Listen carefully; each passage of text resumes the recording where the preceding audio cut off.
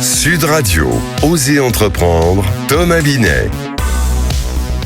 Comme tous les dimanches sur Sud Radio et après 9h20, c'est votre rendez-vous économique pour savoir quoi faire de votre argent, mais aussi comprendre ce qui se passe actuellement dans le monde économique. Et ce rendez-vous, c'est avec vous, Thomas Binet. Bonjour. Bonjour Maxime.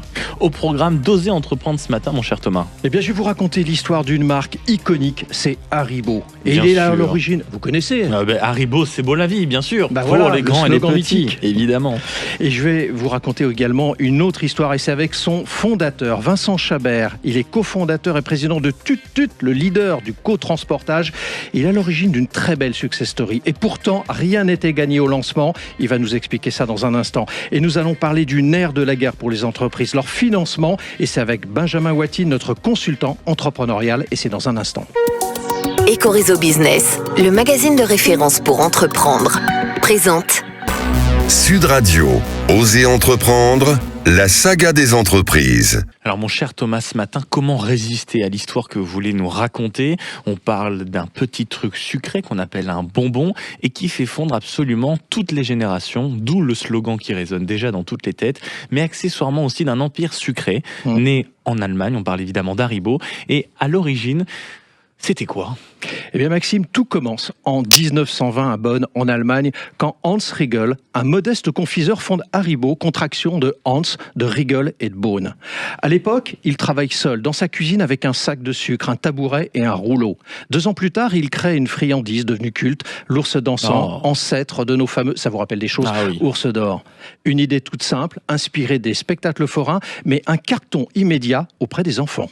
Et c'est surtout que c'est une entreprise qui va grandir à vitesse grand V. Tout à fait, et c'est l'après-guerre. Ce sont les enfants de Hans Riegel qui relancent la machine Haribo, qui industrialisent ces bonbons, inondent l'Europe, puis le monde. L'ourson en gélatine devient leur mascotte, leur emblème. Le slogan aussi joue un rôle énorme. Le fameux Haribo, c'est beau la vie pour les grands et les petits, dont on a parlé il y a un instant, qui est créé en France dans les années 60, restera gravé dans toutes les mémoires. Et au fil du temps, Haribo rachète d'autres marques iconiques, comme Lutti, comme Mawam, Ouzan, pour devenir le leader européen du bonbon. Et aujourd'hui, est-ce qu'on sait où en est la marque concrètement ? Toujours au sommet. Haribo fabrique plus de 100 millions d'ours en gélatine par jour. Et malgré la concurrence ou les messages de santé publique sur le sucre, la marque continue de grandir et d'innover en élargissant ses gammes, en investissant dans des recettes végétariennes ou en créant des boutiques immersives comme celle de Marseille. Une marque centenaire, toujours sucrée, jamais dépassée. Et dont je suis en plus l'un des actifs, on va dire actionnaires, vu les quantités, oui c'est ça, les quantités de sucre Haribo. En effet, c'est beau la vie. Sud Radio, Osez entreprendre, l'invité. Thomas, votre invité ce matin, c'est Vincent Chabert, le fondateur et président de Tut Tut. C'est le leader national du co-transportage qui est présent absolument partout en France. Et Tut Tut, c'est 10 millions de chiffres d'affaires, c'est conséquent, 45 collaborateurs, 4000 magasins partenaires et 300 000 co-transporteurs. Et mon cher Vincent Chabert, vous êtes l'invité de Thomas Binet. Bonjour Vincent Chabert. Bonjour Thomas. On va parler de vous et de votre parcours dans un instant, car il est peu ordinaire. Mais avant toute chose, pour ceux qui ne connaissent pas Tut Tut, pourtant avec une marque comme ça, on devrait la retenir. C'est quoi Tut Tut ? On la retient. Tut Tut est né en 2021. Tout le monde connaît le covoiturage avec Blablacar. Oui. Nous, on fait du co-transportage. Donc, à chaque fois qu'on prend son véhicule, au lieu de transporter une personne pour optimiser son trajet, nous, on va transporter des colis sur son trajet du quotidien. Et nos clients, c'est tous les magasins, donc le retail, Intermarché, Leclerc, Auchan, Système U, Leroy Merlin, Weldom, qui faisait du drive ou du click and collect, propose aujourd'hui la livraison à domicile le jour même par le biais de notre réseau de cotransporteurs connectés. Soyons clairs, pour nos auditeurs qui ne connaissent pas ou qui n'ont pas encore eu recours à vos services, ça veut dire que je passe ma commande Intermarché, Leclerc pour pas les citer, ou d'autres grands magasins qui ont un accord avec vous pour être précis, et au lieu d'aller chercher mon drive, vous choisissez la livraison à domicile, voilà, et c'est envoyé sur notre application Tut Tut, et c'est un particulier qui est près de chez vous, un voisin, qui passe sur le chemin, qui récupère votre commande et qui vous la livre instantanément. Alors, tout de suite, moi j'ai une question pour vous. Comment vous est venue cette idée à l'époque ? Alors l'idée, elle m'est venue en décembre 2019. Je suis au magasin avec ma femme et ma fille, qui a 2 ans, et en fait on doit acheter un cadeau, notre fille est là et puis elle croit au Père Noël, donc on l'achète pas sur place mais on le repère. Je décide d'y aller quelques jours plus tard, bien évidemment quelques jours plus tard c'est la veille de Noël. Plus le cadeau. Plus le cadeau, c'était la rupture de stock. Je fais un magasin, 2 magasins, 3 magasins et là je le trouve pas, et en fait il fallait que je fasse encore un détour encore plus loin J'avais pas le temps de le faire et je me suis dit, mais il y a du monde qui circule obligatoirement sur cette route et qui pourrait me le prendre. De là est venue l'idée. Après, ça a fait son chemin. J'ai commencé à l'écrire, à passer un coup de fil et une chose en entraîne une autre. Et puis, tu t'es né. Alors, on est tous d'accord pour dire, surtout les entrepreneurs qui nous écoutent ce dimanche matin, qu'une idée c'est bien, mais c'est sa réalisation qui fait que l'idée est bonne. Exactement. Et que souvent, c'est entre les deux que ça fonctionne pas. Qu'est-ce qui vous a laissé croire, quand vous avez cette idée, que ça pouvait fonctionner ? Ben, c'est que quand j'ai eu la première fois l'idée, après, tous les jours, j'avais des exemples dans mon métier, dans ce que je faisais. Je disais, mais là, j'ai besoin de ça, j'ai besoin d'y aller, j'ai pas le temps d'y aller. Et pourtant, il y a des véhicules qui circulent. Et puis après, j'étais obnubilé. Je regardais les véhicules en ville, en dehors des villes. Il y a des deux roues, il y a des voitures, il y a des utilitaires, donc on peut transporter un bouquet de fleurs, on peut transporter un paquet de courses, on peut transporter quelque chose de volumineux. Et j'étais vraiment obsédé par ça. Je voyais des voitures partout et du potentiel partout et des gens seuls dans leur voiture. Moi, je faisais énormément de routes et impossible pour moi de prendre un covoiturage parce que mon véhicule était mon bureau. Mais j'ai dit, mais un colis, ça parle pas, ça me dérange pas, ça me gêne pas. Et donc là, j'ai dit, il faut absolument y aller. Donc, Alors, vous êtes devenu leader en moins de 5 ans, ou en presque 5 ans. 4 ans et demi. Ouais. Comment on fait ? Comment on fait ? Déjà, on a répondu à un vrai problème. C'est-à-dire, il y avait un vrai sujet. Il y avait un vrai besoin. Il y avait un vrai besoin, pardon. Ouais, c'est ça, exactement. Le mot est juste. Il y avait un vrai besoin. Au début, on a commencé par les commerces de proximité. On pensait qu'on allait sauver les centres-villes. Et finalement, on a dépensé beaucoup d'argent et de temps. Les 6 premiers mois de Tutut, on faisait un focus dans les centres-villes pour convaincre les commerçants. Tout le monde nous applaudissait, mais personne ne nous confiait de commandes. Et en fait, c'est la grande distribution qu'on a entendu parler dans les médias. Et de là, il me dit, mais ça peut être intéressant. On fait un premier test, un deuxième test, une troisième marque. Et aujourd'hui, c'est 21 enseignes. Donc, c'est un véritable carton. Oui. On peut le dire. Alors, cela peut être un job d'appoint pour les personnes qui sont... On fait attention à ce qu'on dit, c'est pas un job. Mais effectivement, c'est pas un job. Non, c'est pas un job. Parce qu'un job, c'est un professionnel. Donc, du coup, c'est vraiment quelqu'un qui veut optimiser son trajet. Il va gagner entre 100 et 250 euros par mois. C'est limité à 300 euros par mois. C'est-à-dire, dès qu'on a gagné 300 euros par mois, la plateforme nous limite. Et c'est vraiment... pour faire des livraisons sur son trajet. C'est pas comme Uber Eats où on peut se dire aujourd'hui je ne travaille pas, je vais enchaîner 30 livraisons. C'est pas possible. Et ça fait à peu près, quand on veut faire à peu près donc, cette rémunération, je sais pas comment vous l'appelez du coup, si vous parlez pas de job. C'est un pourboire. Un pourboire. Il faut faire combien de livraisons à peu près par mois ? Ça dépend de en quoi on livre. Ça va de 5 à 25 euros, le défraiement d'une livraison. 5 euros, c'est si on livre en voiture pour la grande distribution. 25 euros, c'est si on livre en utilitaire pour un gros magasin de bricolage ou d'électroménager. Alors, on va essayer de commencer à s'intéresser un peu à vous, forcément, parce que vous n'êtes pas un entrepreneur comme les autres, j'ai commencé à le dire tout à l'heure. Votre parcours n'est pas banal. À 17 ans, vous êtes plongeur, au sens... Dans un restaurant, soyons précis. Un hôtel-restaurant. Voilà. Oui, c'est ça. À 21 ans, vous êtes responsable d'un hôtel Ibis à La Défense. À 27 ans, vous gérez 11 hôtels, 6 restaurants, et ensuite, c'est la création donc de Tutut. Alors, pourquoi avoir quitté ? Parce que j'ai regardé des choses sur vous, évidemment. Vous aviez une très belle rémunération dans un très grand groupe hôtelier, qu'on ne citera pas, il s'agit d'accords. Voilà. Vous gagnez très bien votre vie, vous avez donné vos rémunérations d'ailleurs dans ces interviews. Pourquoi vous quittez tout ?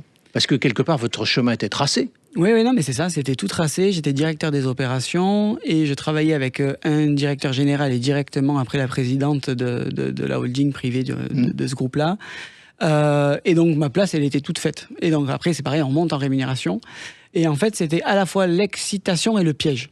Plus on monte de niveau dans des postes comme ça, plus on est un peu prisonnier et en gros je me dis qu'on a une durée de vie.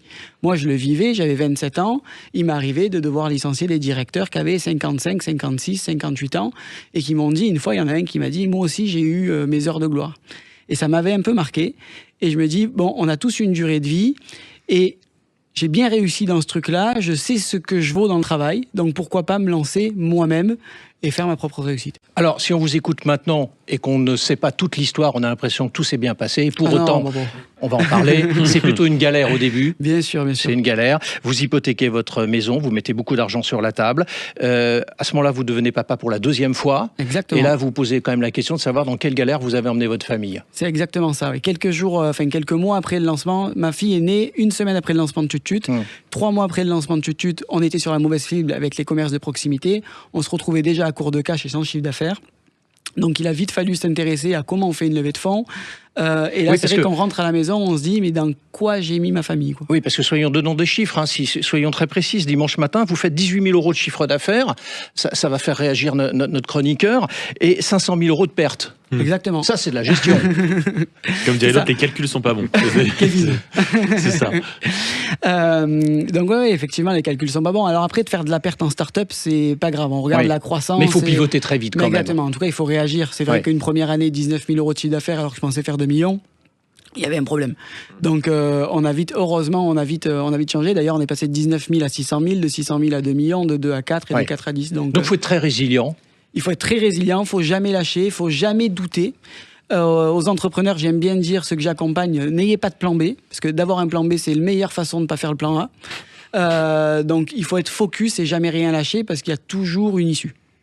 Merci d'avoir accepté notre invitation. Merci à vous. Et vous êtes à suivre, hein. Je crois que dans quelques années, on entendra encore beaucoup parler de vous. Merci à vous, Vincent Chabert. Merci beaucoup, Vincent Chabert, d'être passé du côté d'Oser Entreprendre. Et je rappelle que vous êtes le président et fondateur, on l'a bien compris, on l'a bien entendu, de la fameuse marque à succès Tut Tut. Sud Radio, Oser Entreprendre, les essentiels de l'entrepreneuriat. Et les essentiels de l'entrepreneuriat, mon cher Thomas, nous sommes avec Benjamin Watine. Bonjour. Bonjour. Vous êtes le cofondateur de SoFound et consultant entrepreneurial pour Oser Entreprendre. Et Thomas, avec Benjamin, vous allez justement nous parler des financements d'entreprise. Sujet complexe mais très intéressant. Oui, puis ça va donner un prolongement à notre interview de l'instant, Maxime, parce que, bon, cette semaine encore, on observe que 3 startups ont annoncé lever plusieurs millions. Est-ce que, Benjamin, vous pensez que pour ces entrepreneurs, ils doivent forcément passer par cette étape-là pour réussir ? Évidemment, pas du tout, Thomas. C'est même l'inverse. La grande majorité des entreprises françaises se développent sans jamais lever de fonds. Les médias adorent ces annonces spectaculaires, mais elles ne représentent qu'une infime partie de la réalité entrepreneuriale. Alors, vous voulez dire qu'on peut bâtir une belle entreprise sans investisseurs extérieurs ? Absolument. Et prenez l'exemple de Superprof. C'est une plateforme qui met en relation élèves et professeurs particuliers.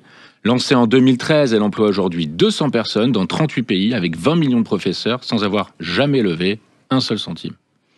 Alors cette approche, on dit qu'elle est dite, c'est bootstrap. Ça veut dire c'est l'autofinancement. C'est-à-dire qu'elle s'est autofinancée par ses propres revenus et ça demande un petit peu plus de patience, mais ça permet surtout de garder son indépendance et de rester maître à bord. Alors Superprof qu'on avait reçu d'ailleurs dans Oser Entreprendre la saison précédente. Mais Benjamin, sans fonds, on va quand même forcément moins vite. C'est évident, non ? C'est l'équilibre à trouver en tous les cas. La levée de fonds, ça reste un formidable accélérateur pour embaucher, investir, conquérir des nouveaux marchés. Mais attention, cela mobilise le dirigeant longtemps, souvent 6 mois en moyenne. Et c'est une course à la croissance avec des investisseurs qui, eux, attendent des résultats rapides. Alors, comment choisir sa voie ? C'est la question. Ça dépend de votre ambition, de la nature de votre projet évidemment, mais vous voulez créer une entreprise, une PME solide et rentable, l'autofinancement peut suffire. Votre rêve est de devenir une licorne innovante mondiale, c'est-à-dire une start-up valorisée plus d'1 milliard de dollars. Là, vous aurez certainement besoin d'investisseurs pour aller beaucoup plus vite. Alors, votre conseil pratique pour nos auditeurs entrepreneurs aujourd'hui ? Commencez par valider votre marché avec vos premiers clients. Si cela fonctionne et que vous voulez vraiment accélérer, alors seulement posez-vous la question de la levée de fonds. Rappelez-vous, plus votre entreprise sera mature et rentable, plus vous serez en position de force face aux investisseurs. Enfin, la vraie réussite, ce n'est pas qui lèvera le plus, c'est surtout en ces temps de bâtir une entreprise qui dure. Merci Benjamin. Merci Thomas. Thomas, on vous retrouve dans un petit instant pour Oser Investir en ce dimanche matin. À tout de suite. Sud Radio, Oser Entreprendre, Thomas Binet.